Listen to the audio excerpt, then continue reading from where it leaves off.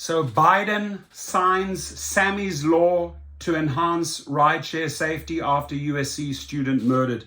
I've personally spoken to many of those parents that have lost kids or loved ones or wives or husbands because of the poor safety that Uber and Lyft have on the apps, right? Especially when it comes to vetting riders. There's no vetting, right? Only the drivers get vetted. So what it really takes is someone that's persistent. Here you had two parents that were motivated to push for change. They didn't want anyone else to have to go through what they had to go through, losing a child. I cannot even start imagining, right? So they said in Columbia, South Carolina, a new law signed by President Biden Friday will help protect the safety of riders on popular ride-sharing apps like Uber and Lyft. This is a step in the right direction. This is still not enough, right? I had a conversation with a young gentleman out of New York, and he contacted me yesterday. He said, listen, I really want to do some good stuff about safety in New York. And I said, cool, what's your proposal?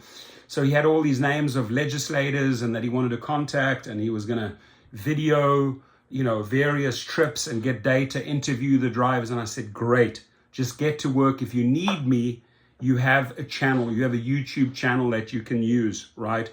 But what I said is you got to be persistent. You have to be persistent like the parents that got Sammy's law through, because at the end of the day, you can come up with a bill, you can come up with a proposal, those politicians can shoot it down, right, for hundreds of reasons, right? But when you escalate it all the way to the top, and whether a Democratic or a Republican president signs, it doesn't matter. It's the law of the land, right? So that's how far you got to push this. So I encourage anyone that wants to do something about safety in their state, get involved, get all the data together, contact all those legislators, contact the politicians, and push and push and push and be relentless. Stay on top of them, call them, email them, send them data, send them reminders, send them real stories. Don't just base your approach or your game plan on one single incident.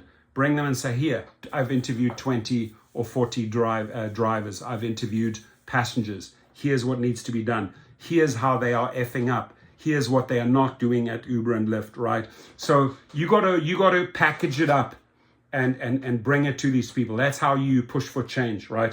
And I'll give you some advice. My dad is a big time politician. He passed away young. But how do politicians operate, right? If they look good in the public eye, right, they'll support something. If it makes them look good, if they'll get a lot of good exposure out of it, they will support it. So take that in mind, right? If it maybe pisses off their donors or their money supply, they don't necessarily tackle an issue, right? So you got to really be persistent and relentless. So HR 1082, also known as Sammy's law, that's the law, HR 1082, requires the Government Accountability Office to study and submit a biannual report to Congress detailing the incidents of assaults involving drivers and passengers for hire vehicles. Now, when it comes to incidents of assaults, people report them. Many women have reported assaults, rapes. Uber will try and sweep this under the carpet, right? Police won't even often give you a police report.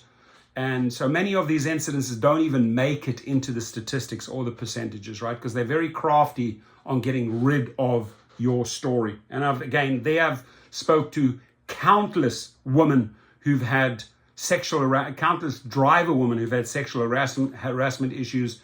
Their story did not make it on that list. So that's where we also have to push harder. You have to be more aggressive with the police. You have to insist. You have to stay on top of Uber, maybe even threaten them that you'll get an attorney, right? But it has to be documented. It has to go into the stats. The legislation spearheaded by Representative Christopher Smith, New Jersey, was named after University of South Carolina student Samantha Josephson following her tragic death in 2019. That was horrible. She got in the wrong car, right?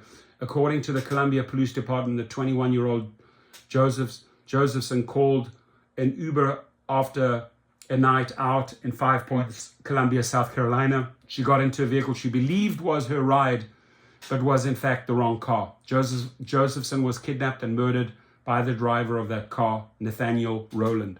May you rot in hell, Nathaniel. Josephson's death sparked a nationwide push for increased awareness, right, but not enough changes, of rideshare dangers and a wave of enhanced safety measures from leading companies. Her parents established the What's My Name Foundation, say my name, what's my name, to honor their daughter and educate others. Just weeks after her death, South Carolina lawmakers passed the Samantha L. Josephson Ride-Sharing Safety Act, which requires drivers in the state to display their license plate number on the front of their vehicle while picking up passengers. Josephson's home state of New Jersey passed similar legislation the following month. Now, that's in South Carolina, right? But we need to do more. We need to do way more on a state by state level, my friends, right? That action you can take, you can be game changers.